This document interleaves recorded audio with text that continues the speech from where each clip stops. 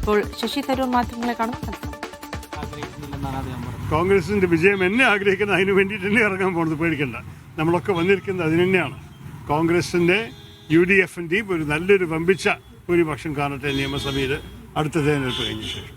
Okay, ഇനി എന്താ വേണ്ടത്? ഈ CPMന്റെ തത്വങ്ങളൊക്കെ അംഗീകരിച്ചു കഴിഞ്ഞാൽ താങ്കളുടെ പാർട്ടിയിലേക്ക് സ്വീകരിക്കും എന്നുകൂടി അദ്ദേഹം പ്രതികരിച്ചു. നോക്കൂ, ഞാൻ ഒറ്റ പാർട്ടിയിൽ എൻ്റെ ജീവിതത്തിൽ ഉണ്ടായിട്ട് ഇതാണ് ആ പാർട്ടി.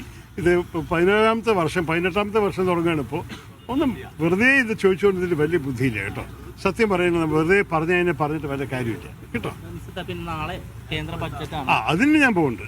നാളെ പുലർച്ചെ ഫ്ലൈറ്റിൽ പോയി ബഡ്ജറ്റിൽ നമ്മളെല്ലാവർക്കും ശ്രദ്ധയോടെ കേൾക്കേണ്ടി വരും. എന്താണ് സർക്കാർ ഉദ്ദേശിക്കുന്നത്, എന്താണ് അവരുടെ പ്രത്യേകിച്ച് നമ്മുടെ രാജ്യത്തിൻ്റെ തൊഴിലില്ലായ്മയും യുവാക്കളുടെ തൊഴിലില്ലായ്മയെ കുറിച്ച് നമുക്ക് ചിന്തയുണ്ട്.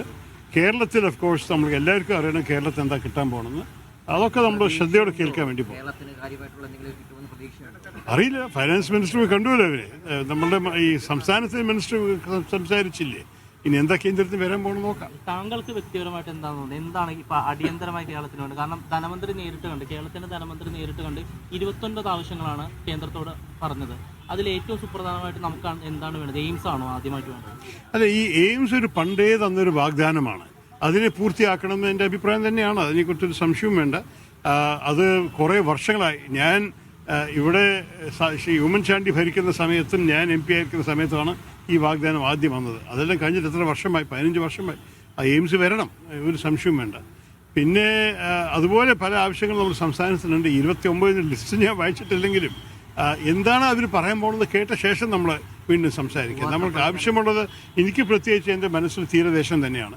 ഞാൻ കുറേ വർഷങ്ങളായിട്ട് ആവശ്യപ്പെടുന്ന പാർലമെൻറ്റിൽ പ്രസംഗത്തിലും പ്രധാനമന്ത്രിക്ക് എഴുതിയിട്ടും ആവശ്യപ്പെട്ടത് നമ്മുടെ തീരദേശത്തെ സംരക്ഷിക്കാൻ.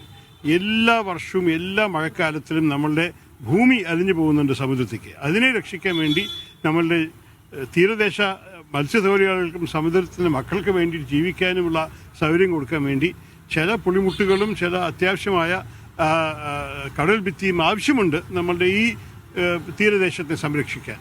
അതൊരു വലിയൊരു പ്രധാനപ്പെട്ട ആവശ്യം ഞാൻ കുറേ വർഷങ്ങളായിട്ട് ചെയ്യുന്നുണ്ട്. ഞാൻ നേരിട്ട് പ്രധാനമന്ത്രിയെ കണ്ടു പറഞ്ഞ ഒരു കാര്യം കൂടിയാണത്.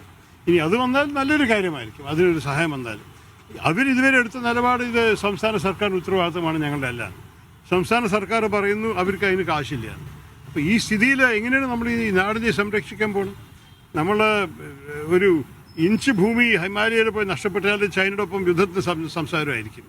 ഇവിടെ നമ്മൾ എൻ്റെ മണ്ഡലത്ത് 64 സ്ക്വയർ കിലോമീറ്ററാണ് നമ്മൾ ഈ എൻ്റെ MP സ്ഥാന സമയത്ത് നഷ്ടപ്പെട്ടിരിക്കുന്നത്. ഇതിനെക്കുറിച്ച് ആർക്കും ചിന്തയില്ലേ? നമ്മുടെ ഭാരതത്തിന് ഭൂമിയെല്ലാം നഷ്ടമായിട്ട് പോകുന്നത്. ഇതിനെക്കുറിച്ചൊക്കെ ചിന്തയുണ്ട്. കഴിഞ്ഞ ദിവസം പ്രധാനമന്ത്രി തിരുവനന്തപുരത്ത് നേരിട്ട് പറഞ്ഞത് സംസ്ഥാനത്തിന്റെ എല്ലാ വികസന പ്രവർത്തനങ്ങൾക്കും കേന്ദ്രത്തിന്റെ പിന്തുണ ഉണ്ടാകുമെന്നാണ്. അതിൻ്റെ ഒരു തെളിവ് കാണാമല്ലോ ബഡ്ജറ്റിൽ. പ്രത്യേകിച്ച് ഒരു തെരഞ്ഞെടുപ്പിൻ്റെ ഒരു വർഷമായ കാരണം നമുക്ക് ചില പ്രതീക്ഷകൾ ഉണ്ടാവാം. പക്ഷെ ബഡ്ജറ്റ് കണ്ട ശേഷം നമ്മൾ ഒന്നും ഉണ്ടായില്ലെങ്കിൽ പിന്നെ നിരാശ നമ്മളെന്തായാലും കേൾക്കട്ടെ, പറയാം കേട്ടോ. ഞാനിന്ന് ഇറങ്ങുന്നു. Thank you.